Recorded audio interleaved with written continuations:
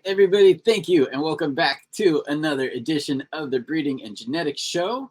We've got Dutch Blooms here, which is a very special one for me because he's kind of a hometown hero. We grew up, well, we grow in the same state. Grow up, grow, we grow things upward in the same state. So how about that? It works. How you doing today? Good, man. Super good. Thanks for inviting me on and taking time, dude. Yeah, no, it's my pleasure. And we had a good conversation before we got going with the show here. But I want to let you introduce yourself to folks on the channel and the show who may not have seen you in the past. But I want to hear a little bit maybe about your growing background and kind of your experience in the Washington market, what that holds, and maybe how that's helped you as a breeder too.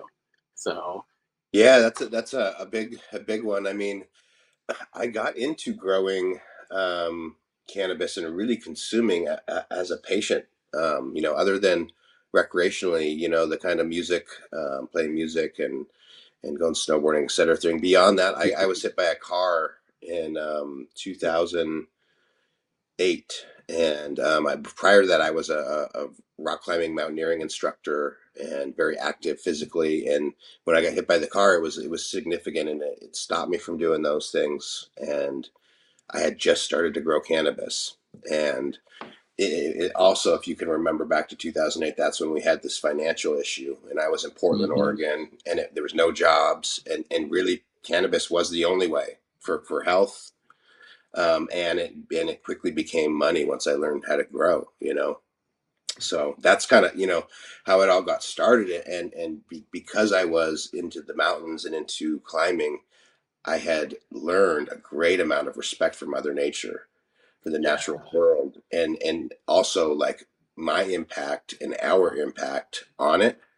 Right. So I'm considering and teaching as I walk through with a group of 10 students, teaching our impact into the middle of the wilderness, while also understanding the impact we have in our cities and our towns and wherever we as humans are.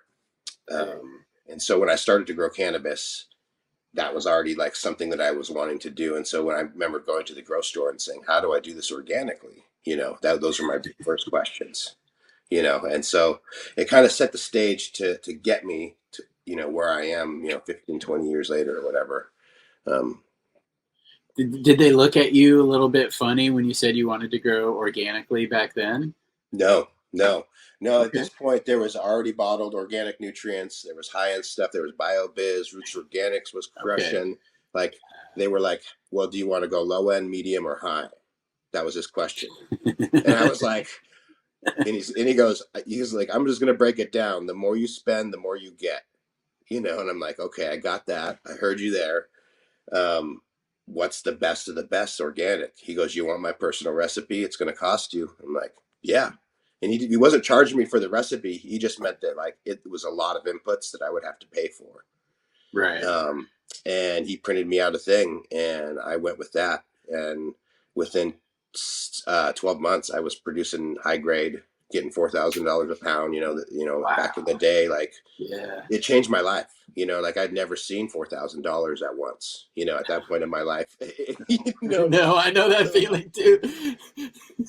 it changed my Yeah. life, and I was able to pay for my medicine, for my medical stuff, chiropractor, massage, etc. And from there, I really delved into the organic scene and learning how to do this organically and how to farm. And I was realizing my climbing career was ended, and I needed another way to connect with this thing that I was stoked on, that I didn't want to give up. And so that's how I kind of got in, a little bit more. Yeah. That's, it's a great way to go. And you've taken that approach a lot farther. You didn't just kind of start and give up on it. And we'll talk about, the regenerative conferences and what you've done with that here in a little bit, because there's a breeding project that came out of one of those as well.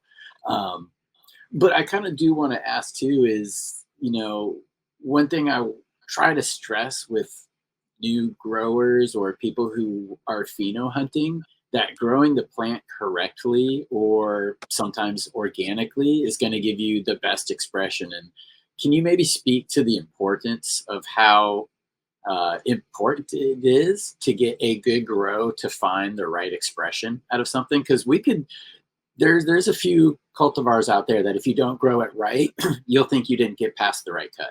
You're like, this is bonk, dude. Yeah, so there's like, in my mind, there's a wide expression of genetics, and that's what's really cool. Like some genetics, you can't fuck up. You know what I mean? That's what's beautiful about Right. them. They make bad growers good. Other genetics are so finicky, but we'll deal with their finickiness because we like this one these handful of attributes that they have. You know what I mean? And so the interesting thing with living soil is it takes actual true living soil where the microbes are eating and shitting and fucking and reproducing and doing the natural life cycle. When that is actually going on, the plant is actually the driver of the system. The plant is putting out exudates or carbohydrates to specific carbohydrates for the nutrients that they need coming up and in that moment. And they actually also farm the microbes they need to process them. It's crazy. Like the plant is almost a farmer of its own, saying, I know I'm going to need a little pork. I know I'm going to need a little celery and carrot in my system. And so it's cultivating the whole thing. And so for me as a grower, it takes me out of the control thing and the confusion of having to go, okay, we need to give it this much nitrogen now. We need to give it a little more potassium and phosphorus as we're transitioning. And we like to get a lot of calcium and magnesium. If the buffet is set, then you just have to let the party happen, sort of say, you know? I like that. Let the party happen. Yeah. Absolutely true, man. Absolutely true. And that's, how in a nutshell, the organic feeding system works. You just kind of prime it and the plant gets what it needs. Um, when it came to growing, you started out that way, which is a great way to start. You paid for the expensive formula, but it sounded like it worked out for you.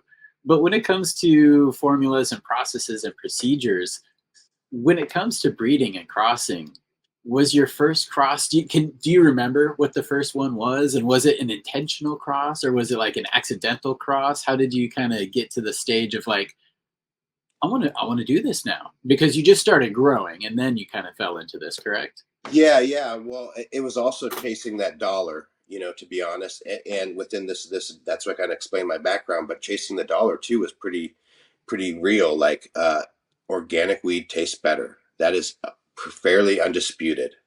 There might be other factors that are disputed within organics and synthetics, but that it tastes better and has better effects is pretty much undisputed across the board. And it's an unmeasurable thing. We can't put a test on it. It doesn't say, Right. no, a lot of THC means that it's better. There's other things in there that are happening that we don't really have the full picture. Um, Sorry, I lost my direction where I was going. No, that's fine. I was just kind of asking about the first cross, if it was accidental or Oh yeah, intentional. so yeah. But I guess where I was going was saying that along that process, I was making a lot of genetic selections in clone form, meaning I don't like this one, I Mm. like this one, I don't like this one, I like this one, and so that was always something that it was being paired to make the better product. Was finding the right genetics that would produce the best thing, and finding the best production method that would also produce the best thing, so I could get paid the most. When it came to actually starting to make my own genetics, it was actually as I was transitioning to the legal market, and I realized I don't want my genetic bank to be limited to what I have right now in clone form. And I want to Hmm. be able to, looking at the laws, I mean, I probably shouldn't, whatever, I'm going to say it how it is. I wanted to be able to slide a hand, bring some seeds in and out. And so I made it just a random seed increase to make seeds. Yeah, it wasn't so random. Nice. It was random in the effect that I hadn't planned it out. Other than I had a bunch of genetics that I had sifted through that I was working with and liked and wanted to continue working with. And I had this one male that my friend had made. He called Junior, that I had worked with its female counterpart, and I really liked. And so I was like, all right, let's do that. And so I Nice. just kind of pollen chucked that all over a bunch of stuff. And that was my Yep. first one. And and I fucked with all those beans early on. I found good things, but at that time I wasn't really interested in moving into genetics. I was still kind of in like, I'm growing weed to fulfill the market, perspective. So it wasn't until a little bit later on that I realized, wait a second, this is actually something that's really cool and fun, and potentially a lot more fun just growing, you know.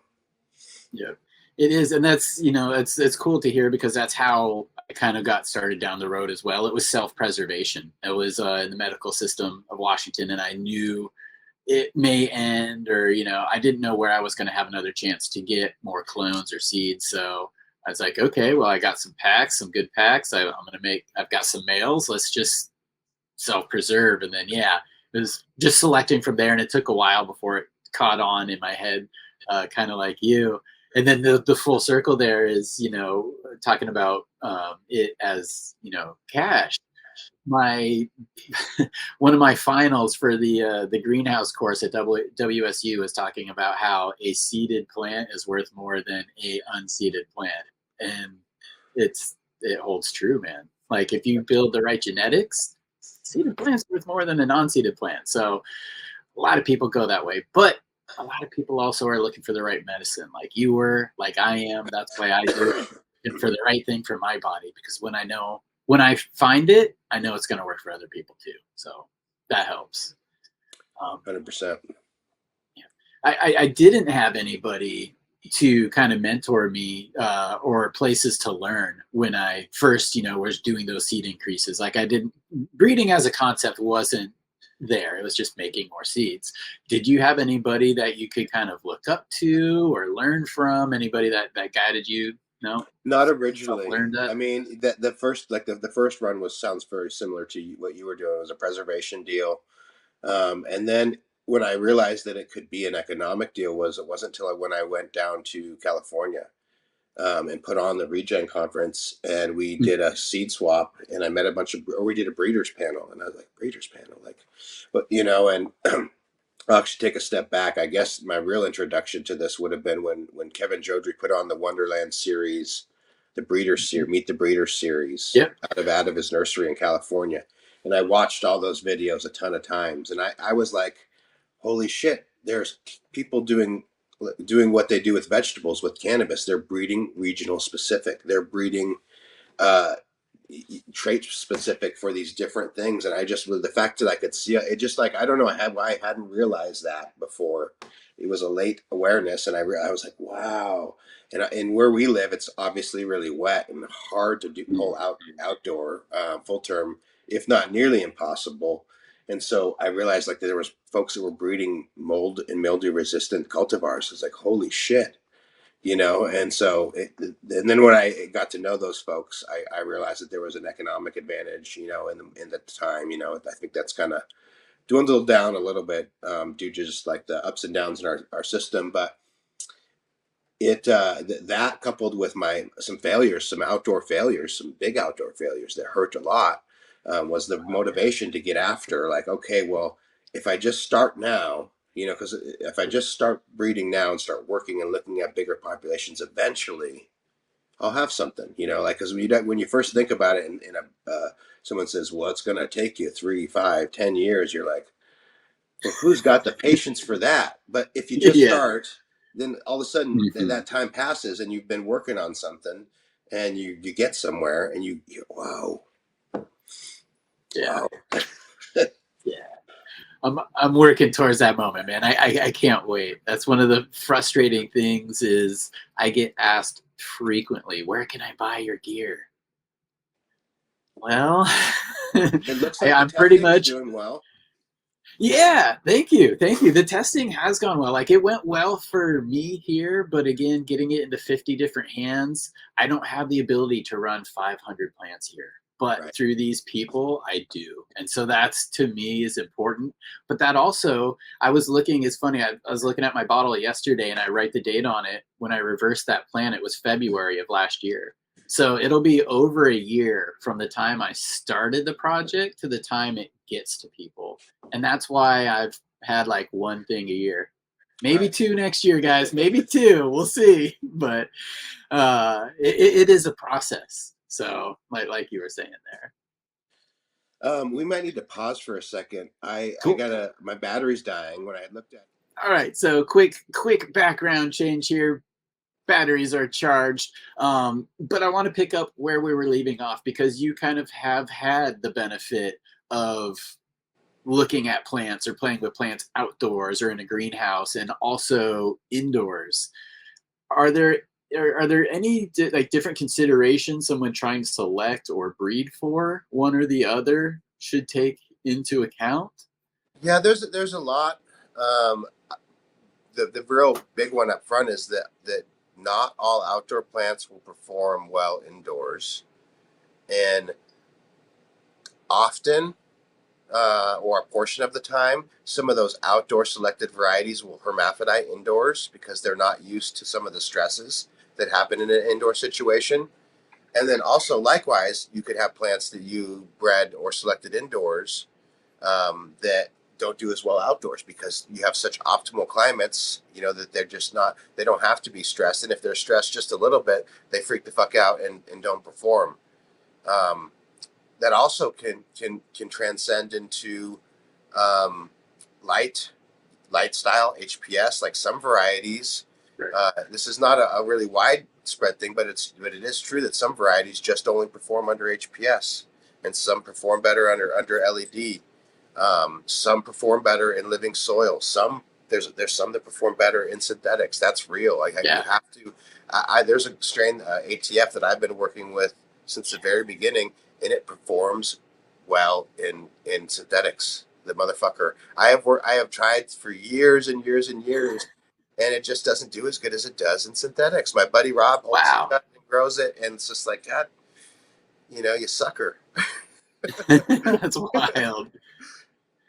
It's wild that they build a preference, and that's I'm glad that you say that too about sometimes the outdoor going indoors can have issues and vice versa because that's one thing I like to ask is are plants able to maybe adapt like if they're close enough. Some are just, and it's probably easier to adapt outdoor going indoor versus like an indoor plant going outdoor because there's so many elements. But if you had something that you love like outdoor, would it maybe take a couple of runs to adjust to the indoor cycle?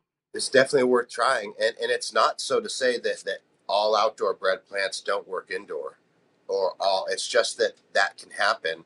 And so if your space is limited, your time, your resources, maybe Hmm. you choose one way, but maybe you're like, dang, I like this flavor or the aspects of this thing so much, I'm willing to like take the clone and bring it inside and see if it can kind of acclimate. Or maybe I'm going to take the seeds in and pop them out and find the ones that do work, and that maybe that turns you into a little micro breeder for a few minutes to find like the ones that work, or a selector. Maybe you make another generation to, you're like, okay, sweet, I made the thing that was outside not work inside for me, and that's perfect. That's what, because some people are after effect in medicine, and it can be very specific. They find relief with this one, and it can be hard to find other ones, and so they want to make that work for them. And the kicker to that too is the the effects and as medicine we don't figure that out until after it's done, after it's harvested, after it's cured. So it's almost always be cloning. I like that, clone the outdoor, try to bring it indoor. That's a way to at least keep it going through the winter. But selection really is key to that, and we'll get to the PM resistance here, stress resistance, because I want to talk about that specifically. Um, but aside from those things that we get after it's done, is there anything that you look for in your selection process? Or is there, and this is probably multiple answers, but have there been certain things that you've looked for on certain projects? And maybe what are the things that you look for in a keeper or a breeder, as they would say?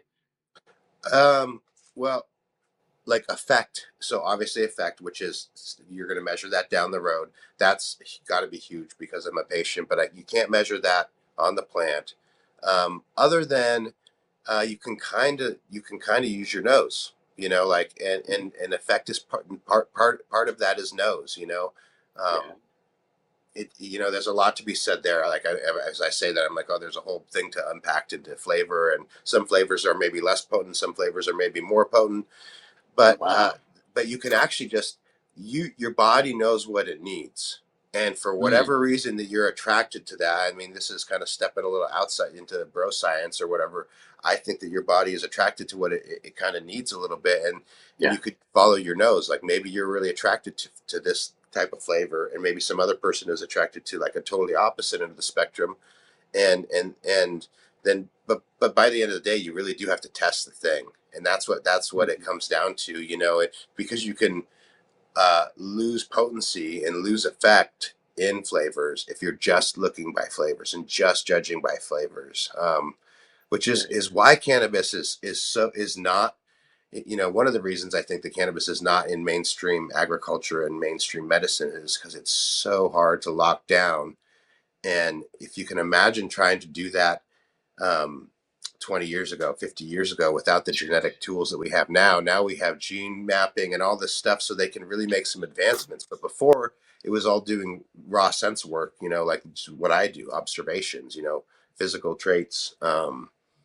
Anyways, I kind of going off tangent there, but yeah, for me, I choose for flavors, for flower structure, for crystal structure, THC, like the density of trichomes. Like I kind of just like anybody else, I think if there's more, it's going to be better, and then to a degree that's true. And so I'm kind of looking for a picture perfect bud that has really complex flavors.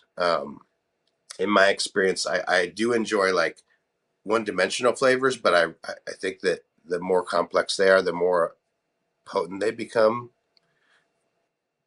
You know, There's a more experience to it. Yeah, yeah. it's almost sets in a little bit. Uh, The yeah, sensory thing is complex really big versus for one note. me. Sorry to cut you off, but the sensory thing is really a big part of the experience for me overall. Like the grinding of the weed and smelling it, like that calms my body down and kind of the whole thing. Like it's not just a THC thing. Like um, it's something beyond that. And so that's what I'm looking for. The aromatherapy of it all. Sure. Because yeah, gosh, I love walking into a room. You may not have opened the door soon enough, so it got a little hot, and you get that just waft of terpenes when you open the room. It's like, oh, it's heaven. It's lost terps, but it's heaven. So yeah, the aromatherapy is huge. Yeah. Um, Now, I had a question come up on the last show, reading and genetics show that I did, and it was, do you prefer to look for keepers or plants to work with in the F2 generation or like the F3 generation? If we were just specifically only talking about those two, and maybe there isn't a difference, I don't know. Do you have a preference? Generally in the F2, there's a broader expression of, expressions. There's a broader variant. Um, and so like that would be where the hunt is. You know what I mean? So it's, if I'm making a cross with two parents, a male and a female, and I say, hey, the male has this or the female has all these things, but if it just had this other thing, I think that would make it better. Maybe I want it to be a little bit more mold and mildew resistant. All right, let's say I have this one that I really like the flavor, I really like everything about it, but I'm like, it gets powdery mildew every goddamn time. Like I need to bring in some mold and mildew resistance. So I grab the dad, which I know through experience breeds generally breeds mold and mildew resistance, and I would breed that into it and then hope to find so I'm going on a goal and I'm going down a journey. Now I've made that cross and I'm into the first F1 generation, the first generation, and I'm going to see kind of a pretty symmetrical or a pretty generalized base version of that. I'll see some that are like the dad, some that are like the mom, some that are a little bit like both. And when I go into the next generation, let's say I go, you know what, this one that's a little bit like both, that has or let's that has a little bit more of the mom flavor, but has the powdery mold and mildew resistance. I'm going to select those two, and go into the F2. The ones that are most. Now you're opening the whole goddamn thing up, and it's like, oh, you're almost like back to the beginning of civilization, and you have all these different flavors. But if you can, then again, isolate those things that you saw before in the first generation, again and breed those back together, by the time you get to F3, you've narrowed that down significantly to where you have, in theory, a predominant expression of those things with some variation. I don't know if that was a good way of explaining it. Well, to me, it made sense. Hopefully, everybody in chat will let us know. But we do have, pretty savvy audience here. But it's the male. You were looking, the male brought in that resistance, and then you're kind of, working that back. And this is, what they would call like line breeding, correct? Where you're kind of taking the filial generations and then looking for what you want, putting them together. You're getting the next batch of seeds, and then you're kind of doing the same thing. Right. And then, and I guess to emphasize the point, if I'm in an F2 was the question. If I'm in an F2 or F3, F2, I'm having the broadest expression of traits, flavors, yep. THC, height, color, etc., than I would in the F3. So it's kind of depends on what my goal is to look for. If I'm looking for something that's more uniform, like what I hear the parents and think what the breeder is saying it's going to be like, then I would want to be in an F3. If I'm looking to say, oh, well, I don't know about this one parent, but the grandparent in there is really cool. And the other grandparent on this side is really cool. And maybe you just want to look at the whole thing, then F2's for you. Maybe that's a better way to answer the question. Yep, F2, you can find something special, but it may take a little more work to solidify it. But if you find what you're wanting in that F3, then you're very well on your way to keeping that or getting that to the IBL or the consistent traits. Right. Okay, perfect. Yeah, that should make sense there. And we're talking about moms and dads here. Have you ever made feminized seeds, or do you have a preference? Something I am not experienced with that. I've tried once and failed. I'm endeavoring on my next one right now, so I'm a rookie in that department. I'm a traditional breeder in that I use males and females, and they make males and females. Yeah. I like that because it gives people the option as well, and that's what I've always done too. The Westport posse is my first reversal, so we're playing around with it, and I have some observations that I wonder if they're just common of reversing. Sometimes there may be a little DNA damage in the the offspring, but who knows? I'm sure there's a lot of bro science out there, but getting to the bottom of it is what I'm trying to do. So. Okay, that's good. On your website is the regenerativeconference.com. Is that correct? Yeah. Okay. So you can definitely find some of the work there. But that also regenerativeseeds.com is where the seeds are. Sorry. Oh, yeah. Sorry. Okay. My bad. No worries. My bad there. I should have done better homework. There's two websites. Regenerative Conference they all link back to the same thing at this point. You know what I mean? There was a progression of me working through the things. So regenerativeseeds.com is the easiest way to find it. I feel like when I say that. Okay. Well, good, because I know everybody's going to want to know how to find that, and you guys can just read the little banner right down there, right below us, and you can follow that. But the how I got onto the Regenerative Conference site was, I know a few years ago you had done what they were calling the Soto Project, and it not only was a unique approach to a project, but there was also a little bit of like additional technology locked into that as well. With the blockchain, was that correct? Yeah, well, unfortunately I didn't follow through with the blockchain. Okay. That shit confuses me anyway, so don't worry. I was going to ask you to explain it because I don't get it.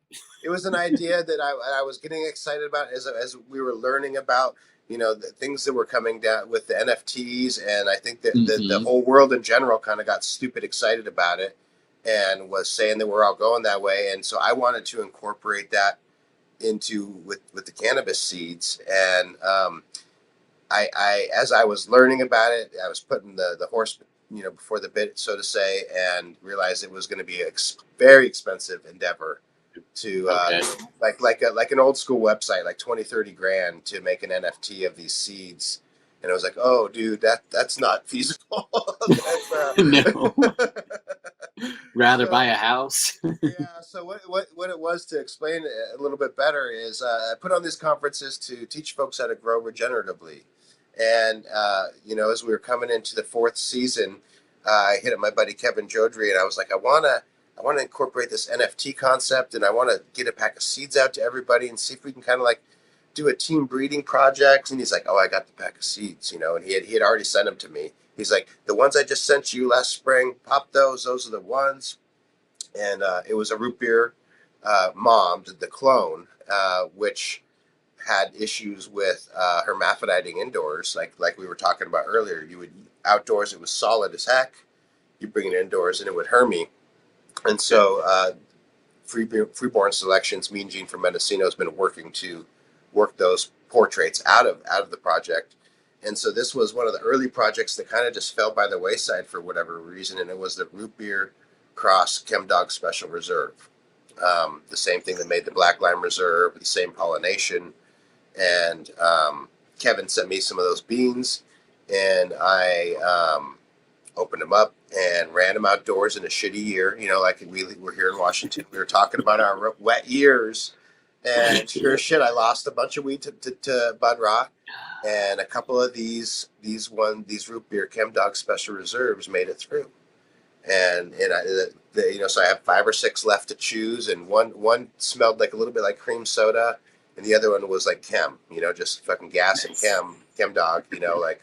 And so I was like, all right, well, let's grab both those, and I'd hit them with males already that I thought resembled the root beer the most. And I cloned those plants, and those were the seeds that went out to everyone that attended the 2021 conference. Okay. Across every region. So we were setting it up to be a regional breeding project where the folks from the West Coast would kind of work together, the folks from Michigan would work together, and the folks from Maine would work together. And the project got as far as getting the seeds out to everybody, and everyone that attended, and getting t-shirts, and then learning that the NFT wasn't going to work, and kind of like, I just lost enthusiasm, to be honest, with a lot of that. But the gear is really cool, and people have done really good stuff. And folks have gone on to get it onto FCP and get the gear out to other people, and so the project is moving with my lack of my fucking up. You gave them the fishing pole, man. They went Yeah. fishing by themselves. Yeah, so I had this big idea, but I wasn't able to pull off. But the seeds are doing something cool, man. So It's cool. And I definitely know that they are. One of the people who has been on the show before and is on FCP as well, Sticky Richie. He's done a few things with the Soto project. Yep. And Yeah. that's exciting to see. He So sent it back to me, and he's actually pushed me to like keep this project going, bro. Like, come on, just keep moving. So it's like, yeah, bro. He sent me out his stuff, so I'm gonna hopefully germinate that this summer, and we'll keep it going, like, because it was inspired by what I experienced putting on the conference, which is pretty common in the cannabis community. It's collaborative sharing, collaborative experience, like sharing of the weed, sharing of the seed, sharing of the genetic, just like, and then out of that, it's just like we learn so much from each other. We experience so much, and like, oh, you have a great flavor that does well in this environment. Oh, you have this, like, it's, you know what I mean? So I was just trying to like keep that concept moving, and alive. That's one of the rad things that the conferences do bring. When they're hosted by the right people with the right intentions, it's like everybody in chat meeting in person, getting to actually pass that joint, getting to share the seeds. And yeah, we can learn so much from each other. And Sticky Richie, he grows outdoors. He's on the East Coast. I think probably like the same latitude or longitude, whatever the flat one is, as we are here in Washington. So a lot of similar weather. Like, I know he battles it there too. So that would be really cool to see something that does well here PM wise, does well there PM wise. Like, okay, that's pretty solid. That's a good good stick in the ass to get after it, dude. Yeah, yeah. Shout out, Sticky Richie. Good job, man. Keep Yeah. it going. Because yeah, the genetics are good. You know, I've seen pictures of his grows, and they're pretty impressive. Haven't had the chance to smoke it yet, but hopefully soon. He gave me a couple of his Soto remixes, so Nice, I'll be nice. getting popped. And I do have, you know, I've got a Dosey liquor from you as well. Now, was this a Dosey doe and dog liquor, or where did we go Doshi there? Do, and so I got gifted at the one of the conferences from Urban Terp Factory, a Black Lime Reserve Cross Testarossa packs, and Wow. Lime Vine Cross Testarossa. Okay. And it was, same thing. My whole experience here in hunting through genetics has been failing outdoors, finding a few things that work, and going, okay, well, move forward with those. And so that was the experience there. As I found a couple ones that worked, and the next year I went big and hunted 800 of the licorice lime F2s, right? So Okay. same Wide thing. I open was then. looking for opening it up, and that's where I found stuff to move forward and made an F3.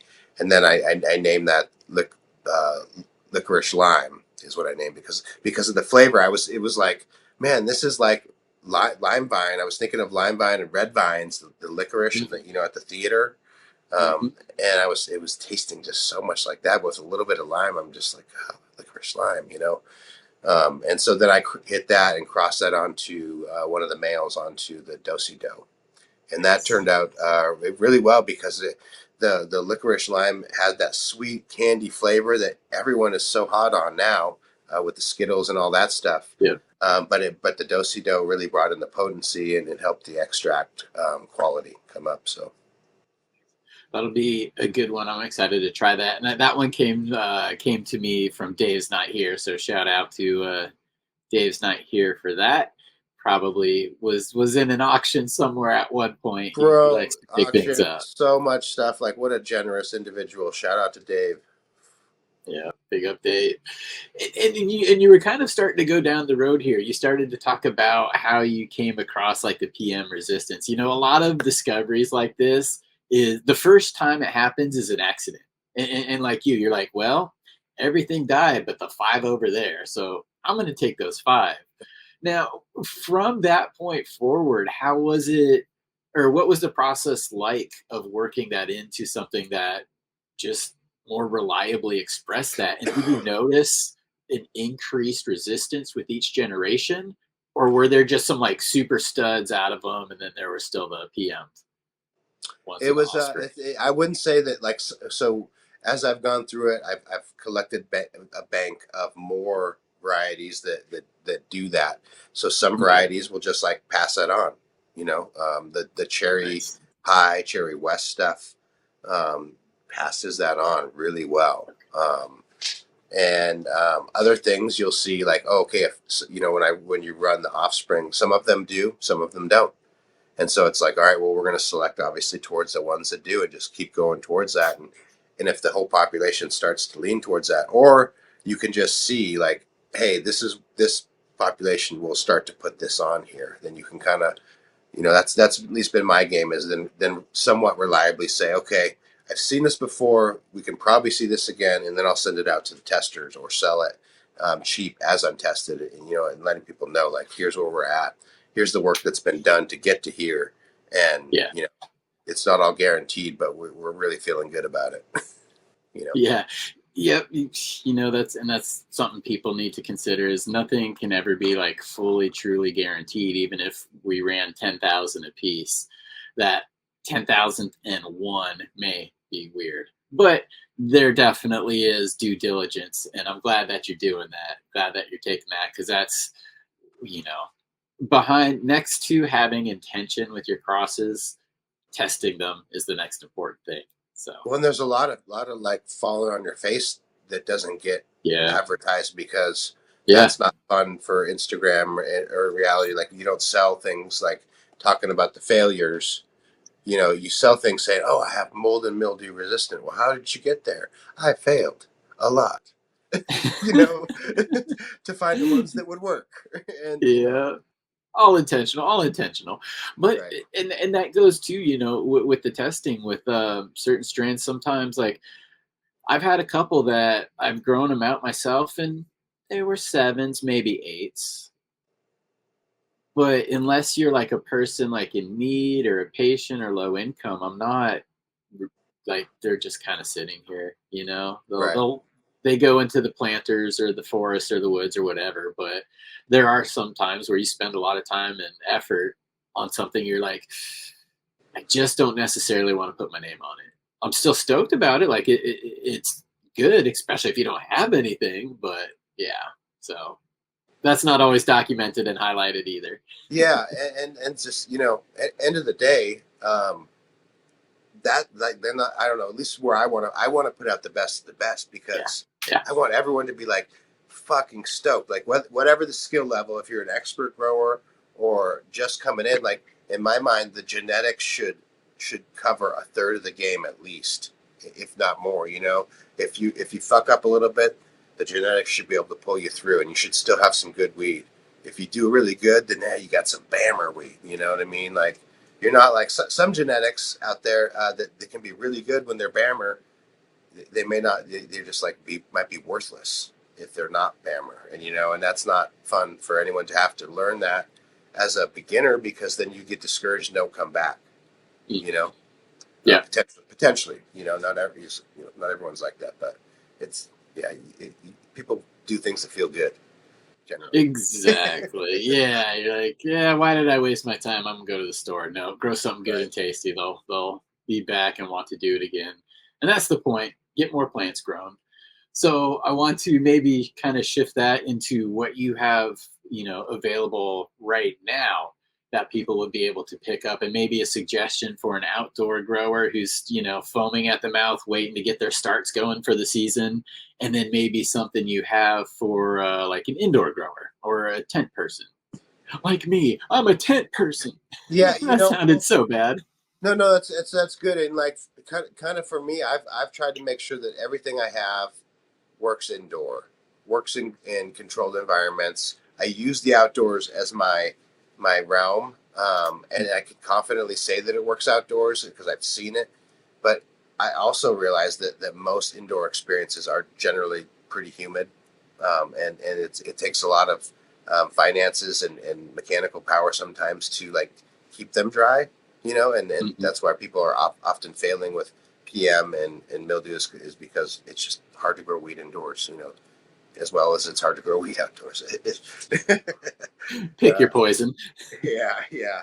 So, yeah, as far as what's available, the last 2 years I've been really. I mentioned the root beer stuff earlier. I've been really working with Mean Gene from Mendocino's work, the root beer freeze, and working into outcrosses of that. And so I did some good Gorilla Glue cross that I call Stuck on You. Um, yeah, and Nice. it's so cool because I haven't grown Gorilla Glue in a while. It used to be something I put pounds and pounds and pounds out, but I haven't had the cup for years. And so after making the cross and looking through the offspring, it was just I fell back in love with Gorilla Glue, and especially with this version of it, because it's kind of like one of those 50-50 where you get a little bit of the root beer, a little bit of the Gorilla Glue, and it just is it's mouth watering. The root beer adds if you're familiar with Gorilla Glue, the root beer adds a creamy soda flavor to it, and if it increases the potency, if you can imagine. Wow. Yeah, yeah. Gorilla Glue is generally a pretty potent one, I like but that. it Yeah. does increase the potency in terms of no ceiling. Gorilla Glue has a ceiling. You can smoke it; it hits you hard. But if you're a heavy smoker, you get to a point and you're just kind of done, and you can just be tired. That's what I remember smoking a lot of Gorilla Glue. But with the root beer stuff, the hybrids, like there's no ceiling, and you can get really dumb, like really dumb, which is nice. Which is a goal for a lot of us. But yeah, that no ceiling, man, that's something, yeah, people search for, and not wearing And out just on to you either. yeah, to define that for folks that don't know what I mean, in some way Hmm. you just get to a point of high and you're just stuck there, And then that's you're not going to, no matter how much you smoke of that thing, you're always going to be that high. But like with alcohol, if you keep having shots, you get more drunk. That's what I mean by no ceiling. You can keep smoking and you can keep getting higher. It's the scare yourself weed. Yeah. If you want to. If If you want to. Did you choose? Yeah. Oh, God, that sounds like a great combination. GG4, I'm a fan of that. I also like Blue Dream, and I like cheese pizza. So I get shit for all three, but whatever. That's my taste. But that would be a great cross. I would love to see that, try that. And that is, where can they find that? Or where can they find you? Just regenerativeseeds.com. Yeah. Okay, go and find that there, and then they can find some other strains and some more information. There's a bunch of stuff. Yeah. Okay. Is there any good social medias for people, or is really website the best place? Website's good. I'm doing a Patreon because I've had some Instagram issues in the past. I've used the Patreon. It's a minimal $5 a month subscription. I know it's a little bit, but it's just a minimal to filter people that I want that want to be there and want to specifically buy clones. So I have selections that I've made. I got a Stuck on You selection. I've got a root beer cheetah piss, a gelato, a ton of stuff that I've selected that I want to make available. But I don't feel comfortable just doing it on Instagram. So I'm like, hey, Smart. come join the Patreon. And then also I'm to kind of help build benefit. I'm doing a podcast that's just, it's me interviewing my friends, and it's going to be really dirty, really garage bandy, just cool. I might even, just it's obvious. It's going to be mainly just audio, of us when we're watering, and can just bullshit, about whatever. Yeah. There might not even be any generalized themes, just me and Gene just talking about nothing, UFOs and shit. I'd listen. And I'm sure a lot of people listening to us would listen to that too. Yeah. God. Yeah, to be a fly on the wall. That would be cool. And that'll be coming on the Patreon? Yeah, on the Patreon. And so you can find it all via my Instagram, Dutch Blooms or House of Selection. You can find that you'll link to Regenerative Seeds. It'll link to the Patreon. And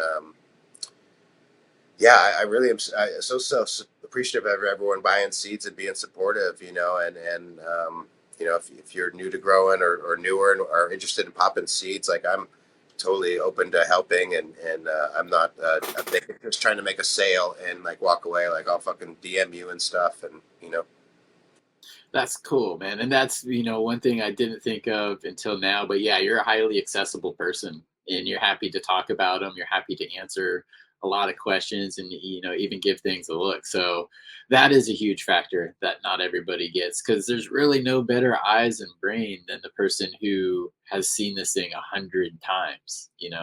That's a fun thing, looking at testers' plants. I'm like, that's the all gas pheno. I know that leaf structure. That's what you're getting from those two. Right. So it's good stuff. It's really fun too. I enjoy it. I mean, that's a huge component for me is being able to share experience, with people, and when people are excited about something. Yeah. Definitely get a share in the successes. You're like, a little bit of that dad pride. You're like, yeah, that's my boy, or that's my girl in this case. Totally. Awesome. Well, let's see here. Trying to think. I usually always like to give, the guests the floor, because sometimes there's questions I didn't ask that maybe you wanted to talk about. So sometimes the answer is no, but giving the floor to you, is there anything that you wanted to mention to maybe a new breeder, or a foundational piece of information that's important for everybody to know? Mulch. I think the biggest, when you're trying to grow organically, any version, whatever religion that you're interested in, under the banner of organics, regenerative, living soil, KNF, mulch will save your life. Mulch will make everything happen, work properly. And what it does real quickly is it provides a transition between wet soil and dry air. And in that transition is where the proper biology can ebb and flow up and down Even though some people think the biology don't move, they just haven't used microscopes. They do. They run around. They're fucking. They're fighting, and then it also provides the proper place for all the pests, the pest eaters, all the stuff that you want happens in that, and it seems to be a hurdle for a lot of people because it can be mulchy can be messy. Um, that was a perfect misspeak. But I just really encourage people to use mulch, and the way I would define that is spent wood chips or aged wood chips. If you Okay. can find aged straw, anything that's carbon based, and carbon based is a plant that is brown. It could be broken up leaves. It could be broken up sticks if you have to. You can be as creative as you need to be, but um, that's my one. Good. Help yourself and get some mulch. Good piece of advice there. And that can be used indoors or outdoors. It can be used in pots. It can be used in beds. Everything. Very, very versatile. Okay. Now I would be remiss. I was going to ask this, and then I got onto to that subject for a second. But a second ago, you just said cheetah piss, like root beer. What? Can you tell us a little bit about that? The Yeah, cheetah piss bro. root beer. Like, what That's the does one it I've look been like? How long smoking. does it flower? What's it smell like? What's it 10 taste like? weeks. It's 10 weeks. That's the one I chose to smoke. There is some sherbet in the background of the cheetah piss, and that comes out in this. And Huh. to the sherbet's got some is in the Skittles family. I don't know exactly how to define it, but they're there. When you breed with them, all those profiles are there, and that Wow. comes out in this cross is mixed with this, Tasty. like I was saying earlier, this creamy soda poppy sparkling root beer thing. Not the flavor root beer, but what you would think of a soda or a cream soda. Um, Kind of comes out, and so it's really awesome, and it's cool because you get those flavors with this the no ceiling, the super high potency too, and it's like really nice because you just get high, on a nice fruity flavor. Um, yeah, I like it a lot. It's pretty dynamic, and they're about 9-10 weeks to finish. I picked two phenos, two ones that I selected because it's a range of grapefruity, orangey type flavors, and so one that I'm kind of calling Fresca, which I might need to rename. I'm looking to see if someone else can use that. Or the company depends on Or how you yeah, spell it, well, I'm right? thinking if I throw the Z in there, then I'm okay, right? Then maybe Yeah, not, right. maybe Yeah. not. But to me, it actually, when I smell it, it's like the Fresca drink. And if Hmm. you drank the Fresca drink, it smells really grapefruity. It tastes really grapefruity, and then on the back end, it goes into the synthetic sugar flavor, pretty strong, which I Yeah, yeah. don't like, and it ruins the whole drink for me. I'm like, so good, bad. So I'm like, I just want to slam like half a can and then be done, because I'm like, I know it's going to be bad when I'm done drinking it. Not a Fanta guy. Not a Yeah, Fanta. I don't like fake sugar, and but Right. when I smell this plant, it has that smell that's attractive, and I'm like, oh shit, it's got that grapefruit with the synthetic sugar fucking flavor to it. It's so interesting. And then another one I called ZZ Terps because it like just so much reminded me of Nice. of, of the Z. I'm just like, okay, I don't know what, these are nicknames I write on plants as I'm trying to I like love it. sort through populations, like ZZ Terps and just whatever I was coming to mind to remind me back of what is going on in that population. And sometimes those names just stick. So I actually call this the stuck on you. I really call soy now because that's how I write it on my tags. So it might just get turned into soy, stuck on you, SOY. It's yeah, man. I've Westport grape juice. I cross that with a lot of things, and then I wind up writing like that so many times. I'm like, dude, I need a new name. I need like a 5 letter name. I'm sick of this. Writing it out. So yeah, WJ, whatever. Yeah. exactly. WGJ Westport grape juice is what the tag says right now in Yeah. the tent. But soy, I see that works. Stuck on you is good. Soy works just as good too. One other question I always like to ask people on the show is if you were going to pack a next pack of beans and it was going to be from somebody other than yourself, or maybe just the one that you're excited to go through next, what would that be? That's an easy. Well, I shouldn't say easy. It's not easy, but usually my answer would be to pop some Mean Gene stuff, which I'm always doing. I do a lot of my work based on his work, hunting his work, so I always want to give props to him. But my buddy Nick, Lime Rising Farms, has done some Yeah. phenomenal work the last few years, and his Bicket work is really phenomenal. He has one called The Work, and it's based off of the Black Lime Reserve Testarossa that I selected and made seeds of and gave to him, and he crossed with the Pam from Homie Deadly Down in Tree. San Diego. Yeah, yeah. So it's a really cool one, and so yeah, I'm getting into. He actually made some Bicket S1s that I'm going to pop, and then I Nice. mentioned I was going to do some fem work, and it's going to be with his Bicket. Will be the fem donor, and that to for those that don't know, the Bicket is a GMO cherry pie, and it's really cool. Okay. That's what I'm smoking right now. I've heard a lot of people talk about it. They love the flower, they love the concentrates. The Yep. plant itself is pretty. And Joe Keith Bickett, the guy it's named after, Super legend. legendary, like all the way through. Legend. Yeah, legend all the way Yeah. through. So Yeah. Cool. Well, that's a great one. And I'll be excited to see some of the work that you do with that. I'll be following the work online. And everybody, too, that is watching, they can follow you. Just again, go down in the show notes. We've got all the links to connect with Dutch Blooms, House of Selections, and I'll just say it one more time, but regenerativeseeds.com.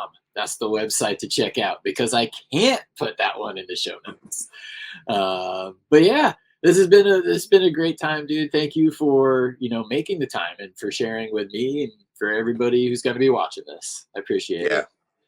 thank you, bro. You're always super easy to talk to. You got great questions, and hope that I didn't make things too confusing.